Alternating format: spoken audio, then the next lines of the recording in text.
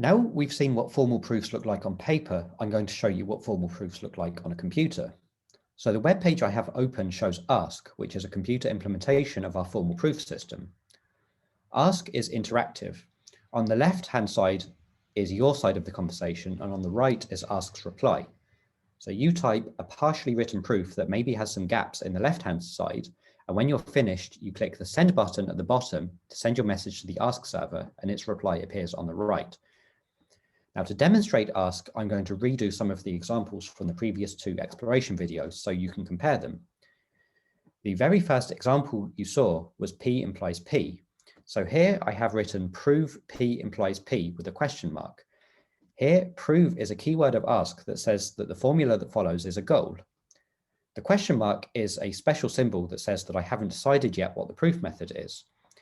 If I press send to send it to the Ask server, it sends it back unchanged, which means that Ask has accepted it as a valid partial proof. Now, if you remember, the first rule we used to prove P implies P was the implies introduction rule. So I'm going to delete the question mark and I'm going to write by imp I. Now, if I press send, Ask again sends it back unchanged. But now it doesn't contain any question marks, which means that this is both a valid and a complete proof.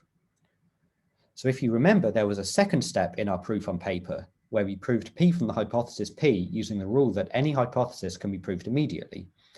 Ask here is doing something very important behind the scenes, which is that it detects when a subgoal is trivial and it makes it invisible.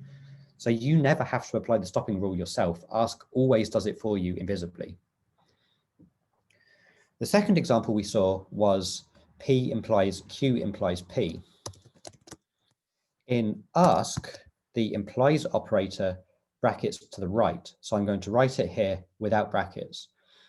This right-hand bracketing takes a while to get used to. So if you're confused, you can always add extra brackets to formulas like this.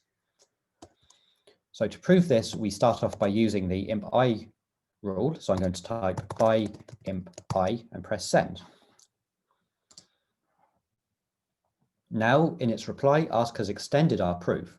It's added a where clause, which is an Ask keyword that introduces a subproof. On the next line, it says given, which is an Ask keyword that introduces a hypothesis. So now we have the hypothesis P and the new goal Q implies P. And Ask has generated a question mark here, which says that it doesn't know how to prove that subgoal. So now I can click accept and it copies the reply buffer into our text box. Now I can delete the question mark and replace it with another by imp I because we're going to use that rule again. So now if I send that, Ask sends it back unchanged because the next subgoal is trivial. So now we know that we're finished because we have no question marks left. So now we move on to examples from the second exploration. The first of those is P and Q implies P. In Ask, and binds more tightly than implies, so I can also miss out the brackets here. But again, if you're confused, you can always add these extra brackets like that. So to start proving this, we use the imp I rule.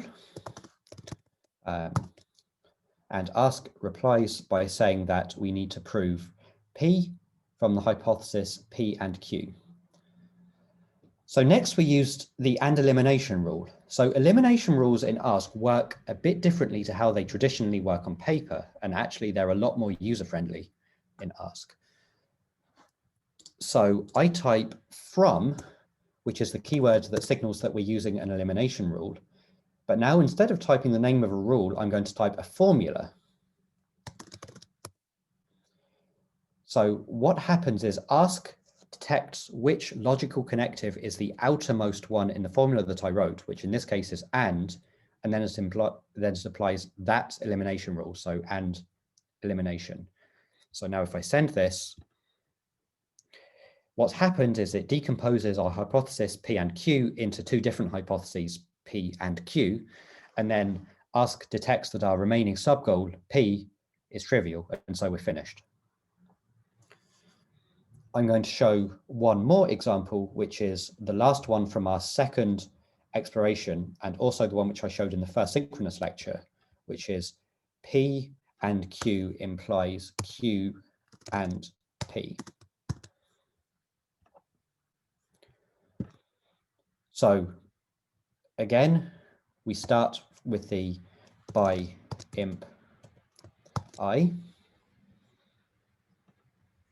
and then I accept that, and then I'm going to again say from P and Q.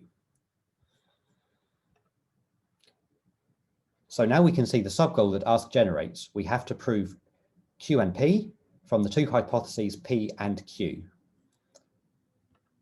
So we can do that by using the by and introduction, and then we're finished. Now I'm going to backtrack and show you that there's actually more than one valid proof of this formula. If we go back to here, instead of using the elimination rule, I can alternatively say by and I. And now ask has generated two different subgoals, which is to prove Q and to prove P.